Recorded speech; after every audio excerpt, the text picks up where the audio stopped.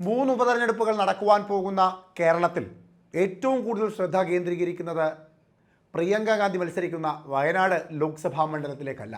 കാരണം പ്രിയങ്ക ഗാന്ധി തന്നെ വിജയിക്കുമെന്ന് ഏറെക്കുറെ എല്ലാ പാർട്ടികൾക്കും ഉറപ്പായി. പകരം ഏറ്റവും വലിയ ശ്രദ്ധാകേന്ദ്രമായി ഇപ്പോൾ മാറിയിരിക്കുന്നത് പാലക്കാടാണ്. പാലക്കാട് ആര് വിജയിക്കും എന്നുള്ളതിനേക്കാൾ അപ്പുറത്തേക്ക് കോൺഗ്രസിൻ്റെ സ്ഥാനാർത്ഥിയായി ആര് പാലക്കാട്ടേക്ക് മത്സരിക്കാൻ എത്തുമെന്നുള്ളതാണ് ഏറ്റവും പ്രാധാന്യത്തോടുകൂടി ഇപ്പോൾ ചർച്ചയാകുന്ന വിഷയം.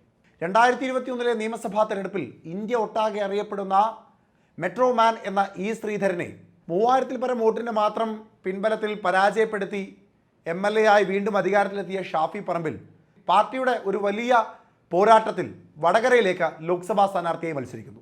അങ്ങനെ പാലക്കാട് നടക്കുവാൻ പോകുന്ന ഉപതെരഞ്ഞെടുപ്പിൽ ആര് മത്സരിക്കുമെന്ന ചോദ്യത്തിൽ ഷാഫി പറമ്പിൽ പോലും പറഞ്ഞത് ചെറുപ്പക്കാരനായ ഒരു യുവ നേതാവെത്തും, ജനങ്ങൾക്ക് അത്രമേൽ സ്വീകാര്യനായ ഒരു നേതാവെത്തും എന്നായിരുന്നു. പിന്നീട് ചർച്ച അങ്ങനെയായി. ആരാണ് ആ യുവ നേതാവ്? ആരാണ് ജനങ്ങൾക്കിടയിൽ അത്രമേൽ സ്വീകാര്യനായ നേതാവ്?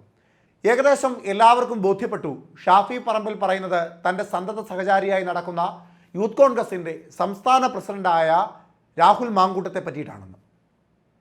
എന്നാൽ പത്തനംതിട്ടക്കാരനായ രാഹുൽ മാങ്കൂട്ടത്തിനെ എന്തിന് പാലക്കാട് മത്സരിപ്പിക്കണം എന്നുള്ളതായി DCCയുടെ ചോദ്യം.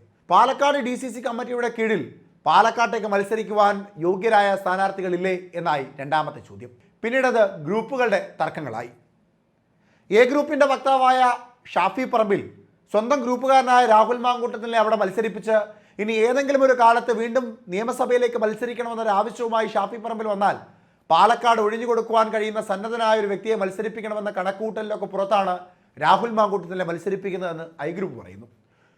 ഒട്ടും താമസിയാതെ ഐ ഗ്രൂപ്പ് AICCക്ക് ഒരു കത്ത് നൽകുന്നു. പാലക്കാട് തന്നെയുള്ള ഒരു സ്ഥാനാർത്ഥിയെ മത്സരിപ്പിക്കണം. അതിന് ഐ ഗ്രൂപ്പ് DCC പ്രസിഡന്റായ A തങ്കപ്പൻ്റെ പേര് നൽകുന്നു. പിന്നീട് ചർച്ചകൾ ഗ്രൂപ്പിൻ്റെ അടിസ്ഥാനത്തിലായി.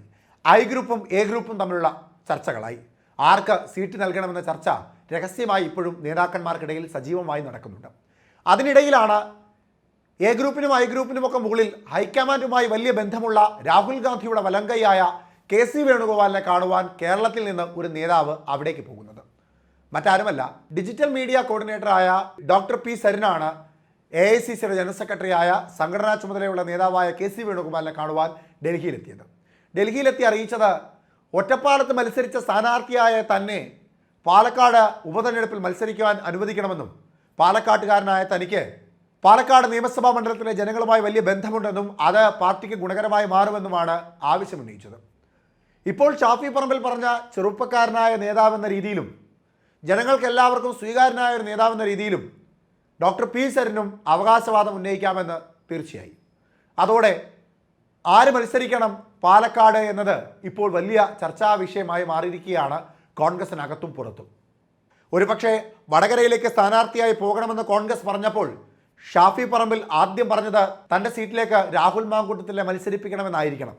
പിന്നീടാണ് ഐ ഗ്രൂപ്പിൻ്റെ A തങ്കപ്പൻ വരുന്നതും അതിനുശേഷം ഇപ്പോൾ നേരിട്ട് ഡോക്ടർ P സരിൻ തന്നെ മത്സരിപ്പിക്കണമെന്ന് ആവശ്യവുമായി എത്തുന്നതും. ഇനി ആരാണ് ഡോക്ടർ P സരിൻ? സിവിൽ സർവീസിൽ 555-ാം റാങ്ക് നേടി സിവിൽ സർവീസ് ആരംഭിച്ച് പിന്നീട് അത് ഉപേക്ഷിച്ച് രാഷ്ട്രീയത്തിലേക്ക് കടന്നു വന്ന വ്യക്തിയാണ് ഡോക്ടർ P സരിൻ. 2021 നിയമസഭാ തെരഞ്ഞെടുപ്പിൽ പാർട്ടി ഏറ്റവും മുൻനിരയിൽ കണ്ട ചുറുചുറുക്കുള്ള ചെറുപ്പക്കാരനായ നേതാവ് ഡോക്ടർ P സരിൻ മത്സരിച്ചത് ഒറ്റപ്പാലത്തായിരുന്നു. 2021 ഒറ്റപ്പാലത്തെ മത്സരത്തിൽ CPIMന്റെ സ്ഥാനാർത്ഥിയായി മത്സരിച്ചത് K പ്രേംകുമാർ ആയിരുന്നു. കോൺഗ്രസിന്റെ സ്ഥാനാർത്ഥി P സരിൻ, BJPക്ക് വേണ്ടി P വേണുഗോപാലും. CPIMന്റെ സ്ഥാനാർത്ഥി K പ്രേംകുമാർ 74,859 വോട്ടുകൾ നേടി, 46.45% വോട്ടുകൾ നേടി. കോൺഗ്രസിന്റെ സ്ഥാനാർത്ഥിയായ P സരിൻ 59,707 വോട്ടുകൾ നേടി, അതായത് 37.05. പാർട്ടിക്ക് 2016 നിയമസഭാ തെരഞ്ഞെടുപ്പിൽ ലഭിച്ചതിനേക്കാൾ 3.05% വോട്ടിന്റെ വർധനമുണ്ടാക്കുവാൻ P സരിന് സാധിച്ചു. വേണുഗോപാലാകട്ടെ BJPക്ക് 2016 ലഭിച്ചതിനേക്കാൾ 2.83% വോട്ടിന്റെ കുറവ് മാത്രമാണ് ലഭിച്ചത്, അതായത് 25,056 വോട്ടുകൾ. CPM സ്ഥാനാർത്ഥിയായ K പ്രേംകുമാർ അന്ന് 15,152 വോട്ടുകൾക്ക് വിജയിച്ചു. അതായത് കാലങ്ങളായി ഇടതുപക്ഷത്തിനോടൊപ്പം നിൽക്കുന്ന ഒരു മണ്ഡലമായ ഒറ്റപ്പാലത്ത് ഷാനിമോൾ ഉസ്മാന് പകരക്കാരനായ ഒറ്റപ്പാലത്തേക്ക് മത്സരിക്കുവാൻ വന്ന ഡോക്ടർ P സരിനെ പരാജയപ്പെടുത്തുകയായിരുന്നു അവിടുത്തെ ജനത. എന്നാൽ പാലക്കാട് നിയമസഭാ മണ്ഡലത്തിൽ തനിക്ക് സ്വാധീനം ഏറെയുണ്ടെന്നും നിയമസഭാ മണ്ഡലത്തിലെ വോട്ടുകളിൽ സ്വാധീനം ചെലുത്തുവാൻ കഴിയുമെന്ന കണക്കുകൂട്ടലാണ് P സരിനുള്ളത്. ആ ആത്മവിശ്വാസമാണ് KC വേണുഗോപാലിന് കത്തായി അപേക്ഷ സമർപ്പിച്ചതിൻ്റെ പിന്നിലും. എന്തായാലും കോൺഗ്രസ് പാർട്ടിക്കുള്ളിൽ ഇപ്പോൾ ഉപതെരഞ്ഞെടുപ്പുകളെക്കാൾ വലിയ പ്രാധാന്യത്തോടു കൂടി ചർച്ചയായി മാറിയിരിക്കുന്നത് പാലക്കാട്ടെ സ്ഥാനാർത്ഥി ആരാകണമെന്ന ചോദ്യത്തിലാണ്.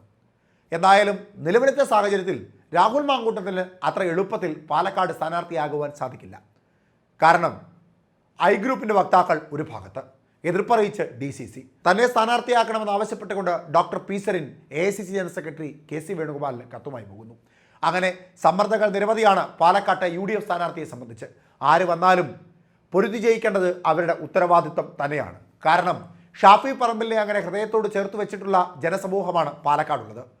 എന്നാൽ എതിർ സ്ഥാനത്ത് ഭയക്കേണ്ട മറ്റൊരു പ്രധാനപ്പെട്ട ഘടകം 3000-ൽ പരം വോട്ടിൻ്റെ മാത്രം ഭൂരിപക്ഷത്തിലാണ് 2021 നിയമസഭാ തെരഞ്ഞെടുപ്പിൽ ഷാഫി പറമ്പിൽ വിജയിച്ചത് എന്നുള്ളതാണ്. അത്ര ദയനീയമായി മാത്രം വിജയിച്ചു വന്ന ഷാഫി പറമ്പിലിന് പകരക്കാരനായി മറ്റൊരാൾ എത്തുമ്പോൾ ഷാഫി പറമ്പിലിനോളം ജനസ്വീകാര്യത ഉള്ള ഒരാളായിരിക്കണമെന്ന് നിസ്സംശയം പറയുവാൻ സാധിക്കും. ഒരുപക്ഷെ ഈ ശ്രീധരനെ പോലെ ശക്തനായ ഒരു സ്ഥാനാർത്ഥിയെ BJP കളത്തിലിറക്കിയാൽ കേരള നിയമസഭയിലേക്ക് രാജഗോപാലിന് ശേഷം BJPയുടെ പുതിയ സാമാജികൻ രംഗപ്രവേശനം നടത്തും. അത് സമ്മതിക്കില്ല എന്നാണ് കോൺഗ്രസ് പറയുന്നത്. പക്ഷേ അതിനു മുമ്പ് കോൺഗ്രസിൻ്റെ സ്ഥാനാർത്ഥി ആരാണ് എന്നുള്ളതിൽ അടിയുറച്ചൊരു തീരുമാനമെടുക്കേണ്ട ആവശ്യകത ഇപ്പോൾ വളരെയേറെയാണ് കോൺഗ്രസിന്.